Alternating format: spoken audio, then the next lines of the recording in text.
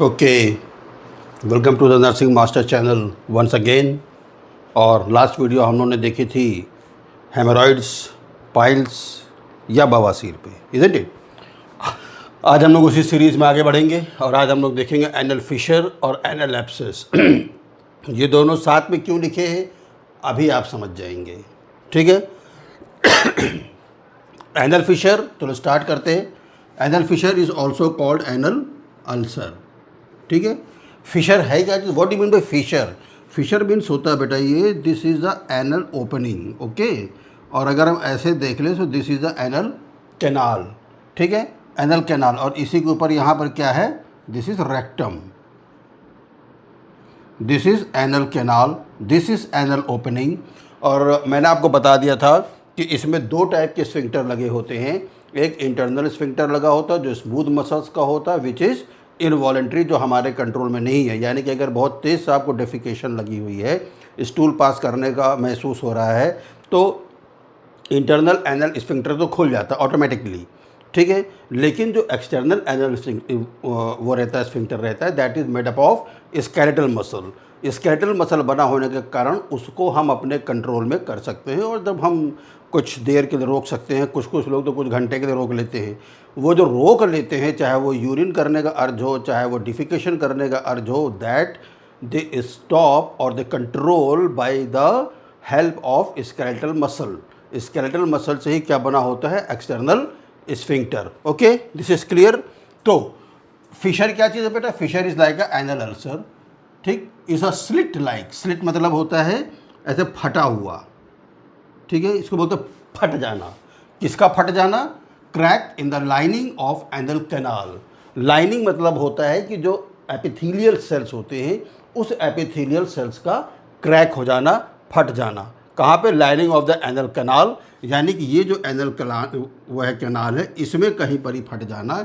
और in the anorectal line यानी कि ये जो रेक्टम और एनस की जो लाइनिंग है, इसमें कहीं पर ही क्या हो जाना? फट जाना। किसका फट जाना? लाइनिंग। लाइनिंग किसकी बनी होती? एपिथेलियल सेल्स की बनी होती है।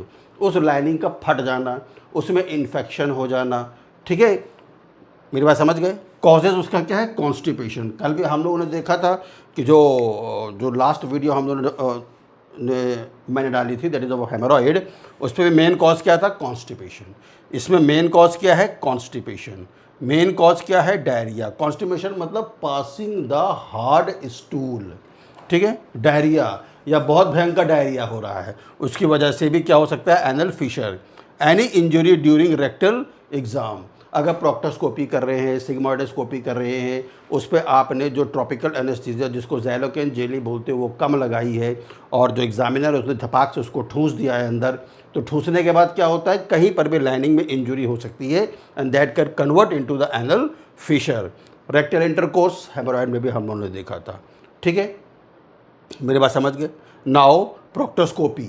प्रोक्टोस्कोपी करते हैं बेटा। प्रोक्टोस्कोपी आप लोग सब जानते हैं, एक हार्ड मेटल का इस तरीके से बना हुआ होता है, ठीक है, पीछे यहाँ पर ही इसको कवर करने के लिए लगा, तो दिस इज़ द ब्लंट, और इसके ऊपर आप ज़ैलोकेन जेली लगा देते हैं और पेशेंट को लेफ़्ट लेटरल पोजीशन दिया जाता है, क्योंकि रेक्टम और एनएस की जो लोकेशन होती है that is on the left lateral पे अच्छा विजिबिलिटी होती है। इसमें ज़ैलोकेन जेली लगा के ऐसे होता है बेटा, इसको यहाँ से पकड़ के ऐसे ठूस देते हैं अंदर, और ठूसने के बाद क्या होता है? उसको फिर ये जो रहता है, ये आउटर वाला, इसको खींच लेते हैं, फिर आप टॉर्च से देख लेते हैं तो ये पूरा एनल कैनाल तक घुस जाता है। समझ गए मेरी बात? अगर उसके थोड़ा सा और ऊपर है तो फिर क्या करते हैं? सिग्मोइडोस्कोपी करते हैं। Is this clear? So this is the anal Fisher. Anal abscess पे आ जाते हैं। ये कहाँ होता है? Near tissues around the anus. यानी कि ये जो एनल ओपनिंग है, इसके आसपास के किसी भी टिश्यू में यहाँ पर ही क्या हो सकता है बेटा? एनल एब्सेस हो सकता है, ठीक है। कॉज क्या है उसका? Infection from anal canal. कोई भी इन्फेक्शन हो सकता है, स्पेशली इन्फेक्टेड एनल ग्लैंड से होता है। इन्फेक्टेड एनल ग्लैंड, एनस में कई सारे ग्लैंड्स होते हैं जो कि क्या करते हैं? फ्लूइड को सिक्रीट करते हैं। तो अगर इस एनल ग्लैंड में कोई इन्फेक्शन हो गया जो कि एनल कैनाल के चारों ओर है, ठीक है, तो उसकी वजह से एनल एब्सेस हो सकता है। डिफरेंस मैं इसलिए यहाँ पर लिखा हूँ ताकि दोनों का डिफरेंस आप समझ जाएं। Okay, and may follow anal fissure, यानी कि एनल एब्सेस आगे चल के किस में कन्वर्ट हो सकता है, एनल फिशर में। तो पहला कॉज बेटा ये हो गया। दूसरा, एनल फिशर के कारण भी anal fissure can change into anal abscess and anal abscess can change into anal fissure, this is vice versa. ठीक है, इम्यूनोडिफिशियंसी, कोई भी ऐसा डिजीज़ जिसमें इम्यून सिस्टम डिप्रेस हो जाता है, जैसे कि सेक्सुअली ट्रांसमिटेड डिजीज़, इसमें आप एड्स ले सकते हैं, ठीक है, हेपेटाइटिस बी वायरस ले सकते हैं, ठीक है, क्या बोलते हैं ये HCV ले सकते हैं। तो all this sexually transmitted disease जिससे कि इम्यूनोडिफिशियंसी हो सकती है, that can cause anal abscess. IBD क्या है, this is inflammatory bowel disease. अगर बावल मतलब होता है लार्ज इंटेस्टाइन का कोई भी अगर इन्फ्लामेटरी इन्फेक्शन है तो उस that infection could lead to anal abscess. ठीक है, डायबिटीज मेलाइटिस से भी हो सकता है एनल एब्सेस, प्रेगनेंसी इंड्यूस्ड भी हो सकता है, कोई चोट, ट्रॉमा, मतलब कि अगर कोई रेक्टल एग्जामिनेशन कर रहे हैं सिग्माइडोस्कोपी, हार्ट सिग्माइडोस्कोप से या प्रोक्टोस्कोप से या फाइबर ऑप्टिक या जिसको फ्लेक्सिबल सिग्माइडोस्कोप बोलते हैं उससे भी अगर इंजरी हो सकती है तो भी that can convert into anal abscess and anal intercourse. Clear है? So this is a comparison between anal fissure and anal abscess. ठीक है, डायग्नोस्टिक एग्जाम बेटा जो एनल एब्सेस का है ये तो ऐसे ही विजिबिलिटी हो जाती है, डायरेक्ट विजिबिलिटी हो जाती है अगर आप इसका डायग्नोसिस करने जाएंगे। थोड़ा सा अगर इनसाइड है, एक्चुअली ये तो खैर चारों ओर एनस के ही ओपनिंग के पास होता है लेकिन अगर थोड़ा सा अंदर जाते हैं तो वहाँ पर ही क्या है बेटा, प्रोक्टोस्कोपी, उससे भी आप देख सकते हैं, मगर मोस्टली विजिबिलिटी ही हो जाती है। अब एब्सेस है, यहाँ फिशर है, इसमें लाइनिंग फटी हुई है, यहाँ पर ये एब्सेस यानी इन्फेक्शन हो गया, तो साइन सिम्टम आप देख ही सकते हैं। मैं यहाँ मिटाता हूँ, साइन सिम्टम दोनों का बेटा बहुत ही कॉमन ही है, अगर एक ही में लिखे तो भी कोई परेशानी नहीं होगी। ठीक है, अगर हम साइन सिम्टम्स दोनों का एक ही में लिखे तो बेटा पेन फिशर में भी होगा, पेन एनल एब्सेस भी होगा।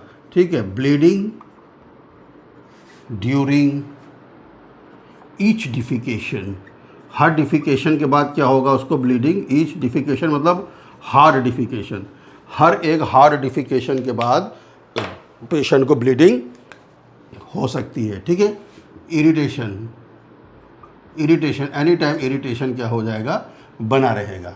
ठीक है, is this clear? Simple sign symptoms है, लेकिन देखने के बाद ही पता चलेगा। अगर लाइनिंग में क्रैक है, लंबा क्रैक है तो वह एनल फिशर है। अगर एब्सेस है, वहाँ पर दिख रहा है कि लोकल इन्फ्लामेशन है, उसके अंदर पस फॉर्मेशन भी हो रहा है, इसका मतलब वो क्या है, एब्सेस है। तो ये डिफरेंसेस आपको करने पड़ेंगे जब आप देखेंगे। मैनेजमेंट दोनों का बेटा बहुत सिंपल है, दिखाता हूँ अभी। मैनेजमेंट दोनों में ही सर्जिकल मैनेजमेंट है, कोई मेडिकल मैनेजमेंट ऐसा नहीं है। ठीक है, तो एनल फिशर में क्या करते हैं, फिशरेक्टमी, यानी कि जो फिशर बन गया है एनल लाइनिंग में, उस लाइनिंग को पूरा ही काट के क्या करो, बाहर निकाल दो। ठीक है, समझ गए? पेशेंट को लेग से, अच्छा ये हो गया। अब एब्सेस है, आप जानते हैं एब्सेस में क्या करते हैं, इंसिजन, यानी पहले चाकू लगाओ और जो भी उसके अंदर पस भरा पड़ा है उसको क्या कर दो, ड्रेनेज। तो इसको बोलते हैं I&D या incision and drainage, followed by laxatives, इसमें भी दे सकते हैं। ठीक है, अगर यहाँ पर ही कॉज डायरिया है तो लैक्सेटिव नहीं देना, अगर कॉज कॉन्स्टिपेशन है तो लैक्सेटिव्स देना है। ठीक है, फॉलोड बाय सिट्स बाथ।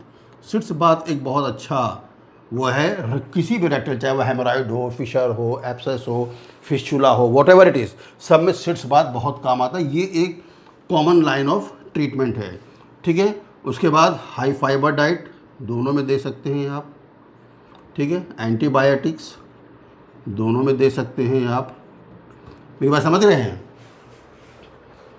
है ना? ये दोनों में आप दे सकते हैं। फिर आपको बताया था हेमोरॉइड वाला वीडियो मेरा जाकर देखिएगा, एक्सरसाइजेस, या आपको दोनों करता है। प्रेगनेंसी इंड्यूस्ड है बेटा, तो ऐसा नहीं कि प्रेगनेंसी मत करो। ठीक है, वो तो जैसे ही डिलीवरी होगी, लेकिन ट्रीटमेंट आपको यही करना पड़ेगा। Okay, so these are the management, and इसको आप प्रिवेंशन भी कह सकते हैं, लेकिन एनल फिशर में फिशरेक्टमी करते हैं और एब्सेस में क्या करते हैं, इंसिजन एंड ड्रेनेज। सो ये दोनों का कंपैरिजन आज आपको बताया बहुत ही छोटी शॉर्ट वीडियो में। शायद आपको मज़ा आए इसको देखने में। अगर मज़ा आता है तो आप मेरी वीडियो को, जैसा मेरा हमेशा से आपका रिक्वेस्ट रहा है कि कमेंट किया करिए, कमेंट करके सवाल पूछिए, इसको शेयर करिए एंड क्या करिए, सब्सक्राइब करिए। ओके, सो ये आपसे रिक्वेस्ट है। अच्छा लगा तो बहुत अच्छी बात है, अच्छा लगा तो उसको सब्सक्राइब ज़रूर करिएगा। Thank you.